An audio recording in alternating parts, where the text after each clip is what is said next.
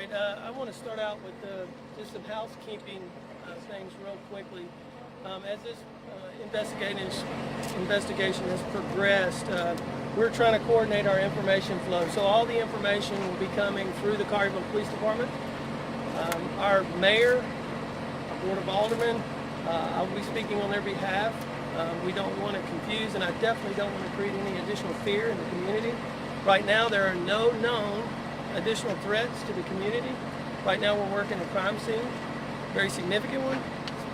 Several, tens of thousands of square feet crime scene. I'm very thankful. Today, there was a lot of good things that came that I really believe prevented this tragedy from being much worse. And I don't want to take away from what's occurred. My thoughts and prayers, and I hope yours are too, are going to be with the victims, everybody that's impacted. A lot of people were impacted by this. So I'm thankful. As you can see, there's many partners that come to help us today, and I'm so thankful for them. Pretty much every city in this county, we've got the Memphis Police Department, Shelby County Sheriff's Office, the FBI, TBI, ATF, you name it, they came. And I can't tell you how much I appreciate that. Something else. I was talking to our team. One of the things that I saw as I entered that building today, the training that's gone on in this community and across this country for years saved people's lives today. How many of you have heard of run, out, fight? That's exactly what those people today did. We had 44 employees that were inside at the time this started, and we've accounted for everyone. Now we still have the same number of victims as we did at the previous one, with the addition of one. We had one walk-in to one of our local hospitals, and it wasn't a shooting victim, it was an anxiety attack. So this situation is going to drive fear, but we are a resilient community, and we're going to do everything we can to make sure that we keep Collierville and this area as safe as we can. And right now I'm going to ask Special Agent in charge of the local FBI, Doug Korneski, if he would come and just give some brief comments. We also have Teresa Dickerson from Kroger, the Public Information Officer, who's going to provide some information, and then we'll open it up for some quick questions. So, Doug, if you will. Thank you, Chief Lane. So, sir, could you say and spell your first and last name? Sure, it's Douglas Korneski, Korneski. So first, I just want to start by expressing our condolences, and again, our prayers are with the community. Many of us live in this community, shop in this store, so we deeply feel the loss and emotions here today. I want to mention that the reason we're here supporting Collierville PD. I want to give absolute kudos to the response of the police department, Shelby County Sheriffs, the fire department. Their rapid response here today was definitely commendable. Under the authorities of the Investigative Assistance for Violent Crimes Act of 2012, the FBI is allowed to provide, at the request of local law enforcement, investigative assistance. So what we're doing here today, we've deployed our evidence response team, which has a lot of experience in processing these scenes. They're here, they're inside the store, they're processing the evidence. Additionally, we have our victim specialists who have come and will be providing and have been providing assistance to the victims of the crime, and then we'll be assisting with other investigative interviews and things of that nature. So it's a great team effort. Just always in the site of tragedy, it's good to see the Memphis and Collierville, West Tennessee law enforcement communities pull together, as we always do when tragedy strikes.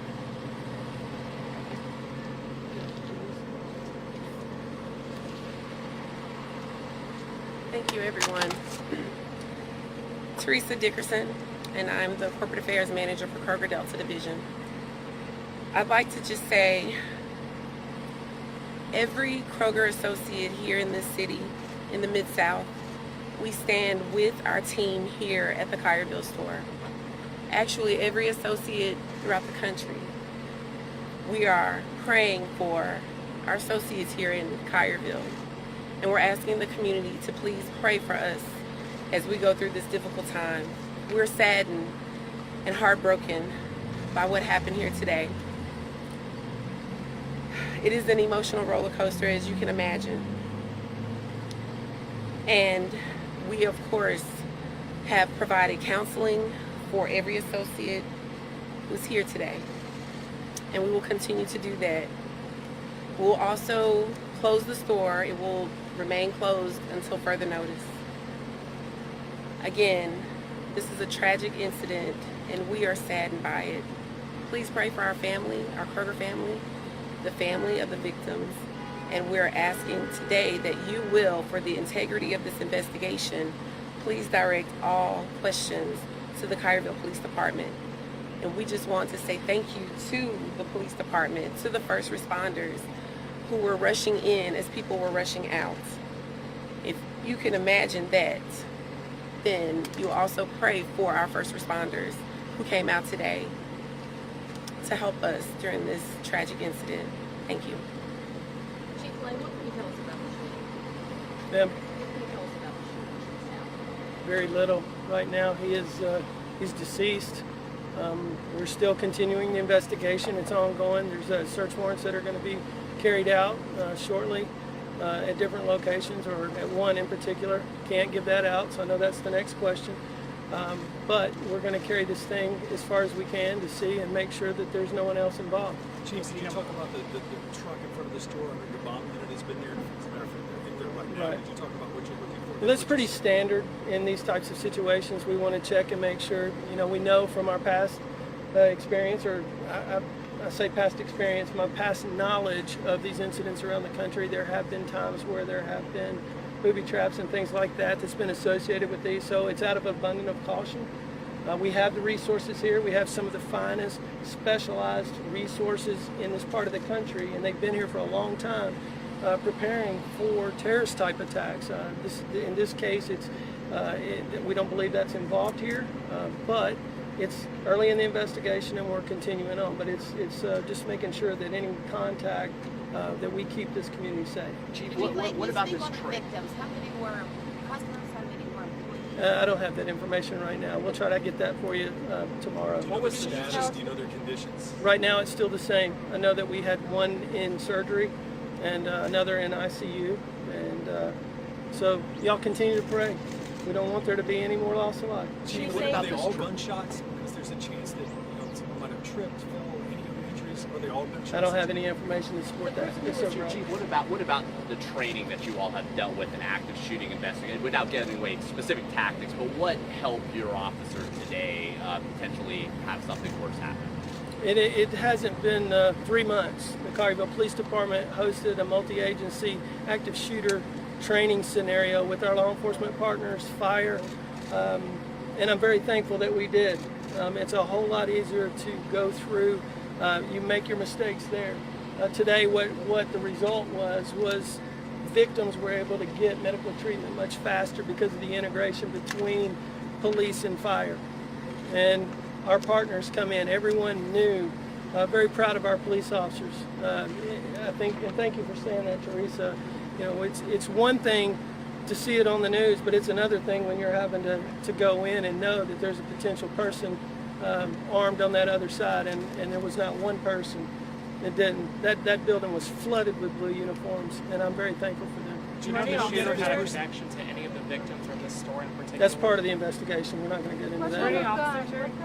Ma'am? I know you said you don't know who were customers, who were victims. Can you say the person who was killed? Do you know if they were a customer or an employee? It's part of the investigation. So you're talking about the shooter? No, the person who was. I do not know. I don't have that information. We'll try to get that for you before tomorrow. Were any You officers? had accounted for the employees. Provide that number again. 44. 44. And how many people total were in the store at the time? We don't have that information at this time. What we've done is we deployed multiple teams, not only searching the inside of the facility, but all the surrounding areas to make sure that we didn't have anybody that was injured that ran out. So we feel very confident that we've everybody that was involved, that we have a good handle on that now. Chief, what are you looking for inside the store tonight, and how long will this remain a crime scene? Well, as long as it takes to get it done right. That's the thing. We don't want to take a shortcut, so we're going to take our time. We've got very good partners that are here with us, and we're going to go through and make sure that we dot the I's and cross the T's, so I can't give you that. We know a bomb squad was looking at a car. Can you say what was discovered or not discovered there? Nothing's been discovered at this point. Chief, can you just clarify if the shooter was an employee? Ma'am? Employee or I can't comment on that right Can now. you say if the shooting, did something happen at the store earlier this morning? No, as far as we know, there wasn't any other incident that led up to this at this point.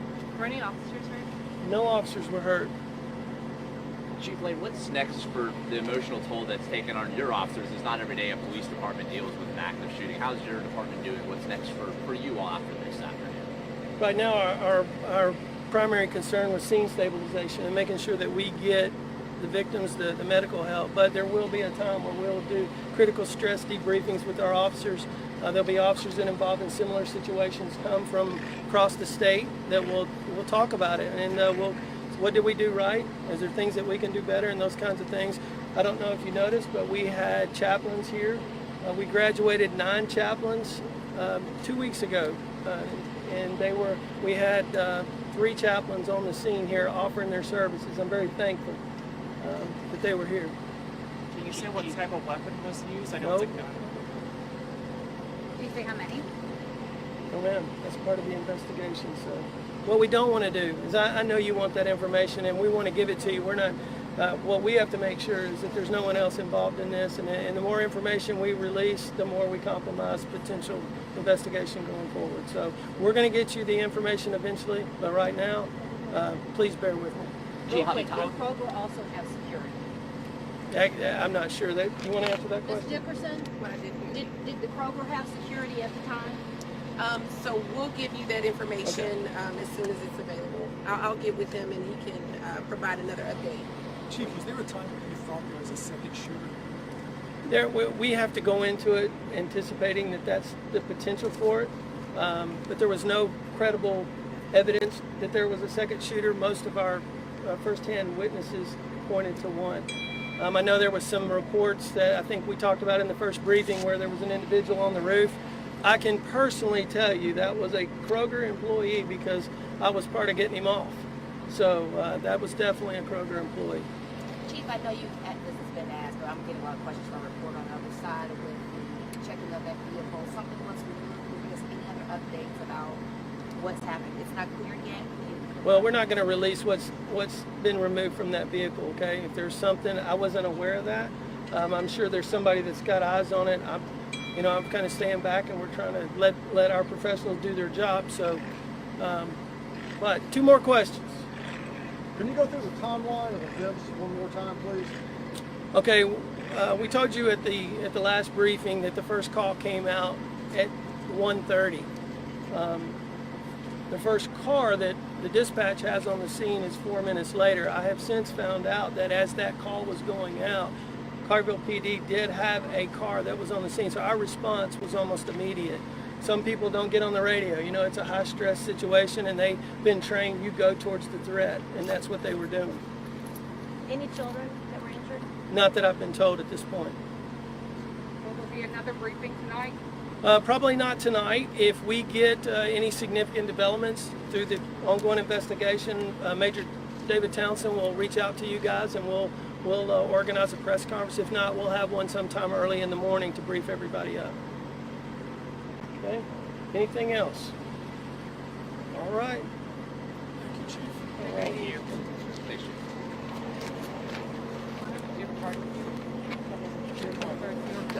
We're still hot.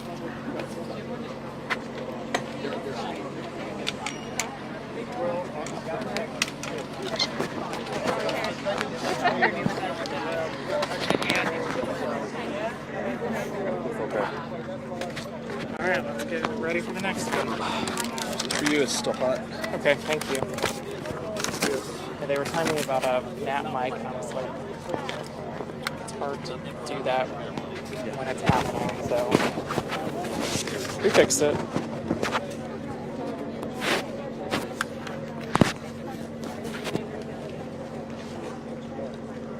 We live at 6:30. Yes. Hold that for me. Yep.